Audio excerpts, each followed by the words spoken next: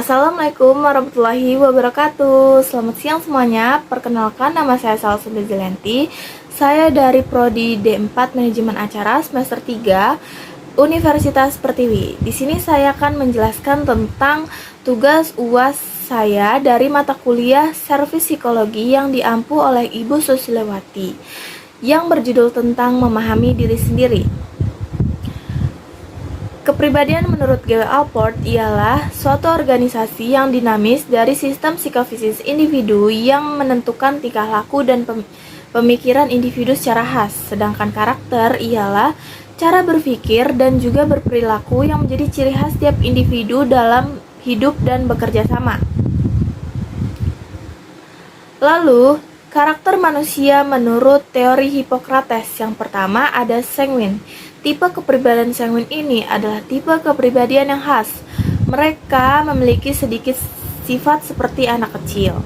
Nah, tipe kepribadian sanguin ini tidak memiliki masalah dalam kehidupan bersosialisasinya karena mereka ini mudah bergaul dan juga cepat akrab walaupun dengan orang-orang yang baru ditemuinya. Hanya saja, tipe kepribadian sanguin ini sulit berkonsentrasi terhadap suatu hal dan juga egois dan mudah pelupa. Lalu yang kedua ada tipe kepribadian koleris. Tipe kepribadian koleris ini adalah tipe manusia yang memiliki sifat kepemimpinan yang bagus karena mereka ini mudah untuk mengambil keputusan. Hanya saja koleris ini suka memerintah karena sifat kepemimpinannya itu. Nah, mereka ini juga sulit untuk mengalah dan menyukai pertentangan. Lalu yang ketiga ada melankolis. Tipe kepribadian melankolis ini adalah tipe manusia yang memiliki sifat analitis. Mereka ini suka memerhatikan orang lain dan juga perfeksionis dan hemat. Hanya saja tipe kepribadian melankolis ini lebih fokus terhadap suatu proses atau suatu cara daripada tujuan.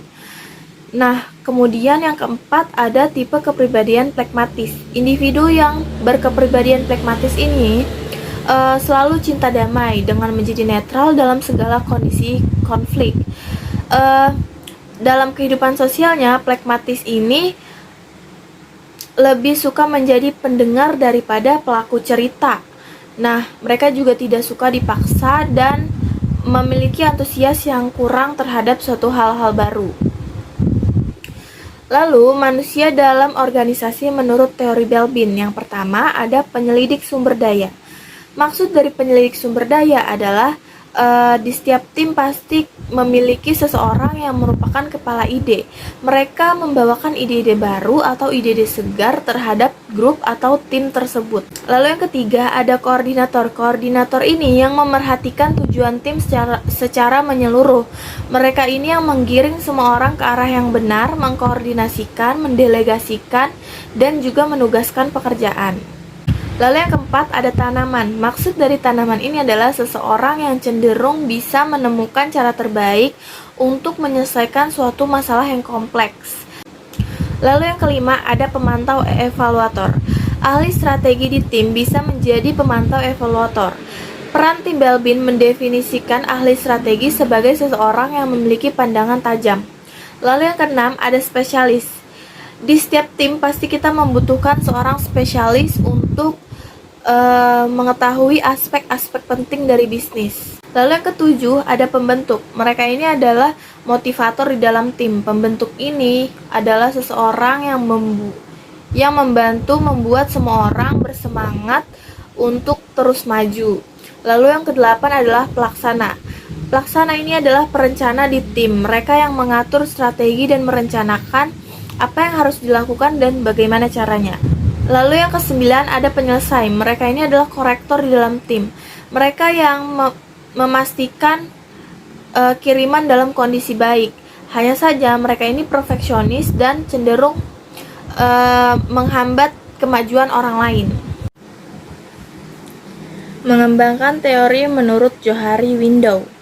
Yang pertama adalah open self, bagian dari diri kita yang menyajikan semua informasi, perilaku, sifat, perasaan, keinginan, motivasi, dan juga ide yang diketahui oleh diri kita sendiri dan juga orang lain. Yang kedua ada blind self. Karena adanya daerah buta atau blind akan membuat komunikasi menjadi tidak efektif.